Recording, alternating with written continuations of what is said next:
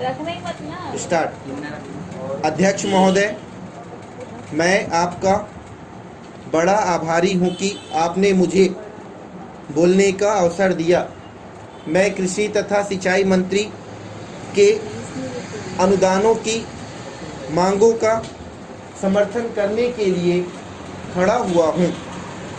मैं कृषि मंत्री जी को बधाई देना चाहता हूं कि आज पहली बार खेती की तरफ कुछ ध्यान दिया गया है और गांव तथा खेती को प्रधान बनाने की बात कही गई है।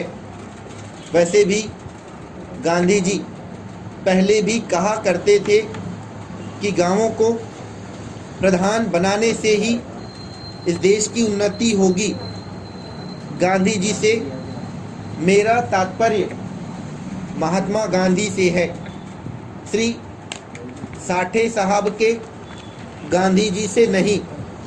जिस व्यक्ति को ने देश को तबाह कर दिया, अगर उसको थोड़ी देर के लिए रोका गया तो साठे साहब को बेचैनी हो गई और उन्होंने काम रोको प्रस्ताव पेश कर दिया।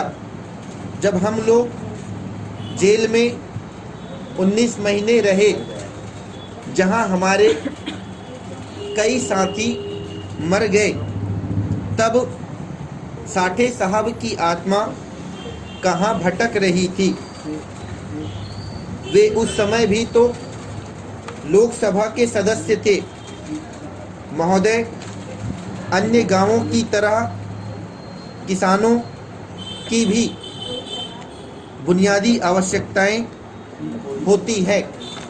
मैं पिछली सरकार से पूछना चाहता हूं कि क्या उसने पिछले 30 साल में किसानों की किसी समस्या को हल किया?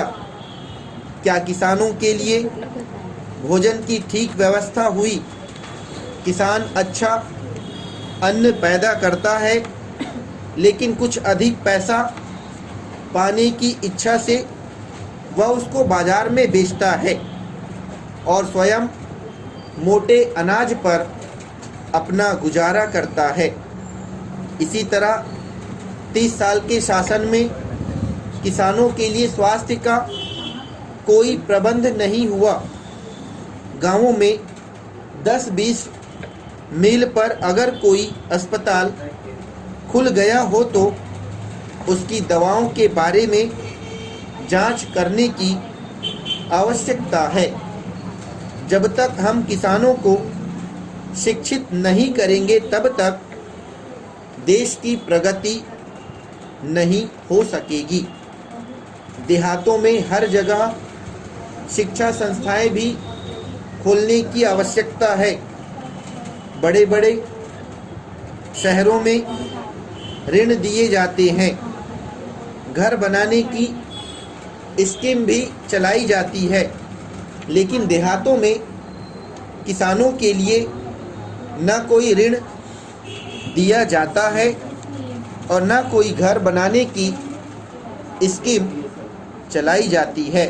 मैं सरकार से निवेदन करूंगा कि किसानों के रहने के लिए कोई व्यवस्था करने की कृपा अवश्य करे, जिससे कि उनको अधिक परेशानी न हो। स्टॉप।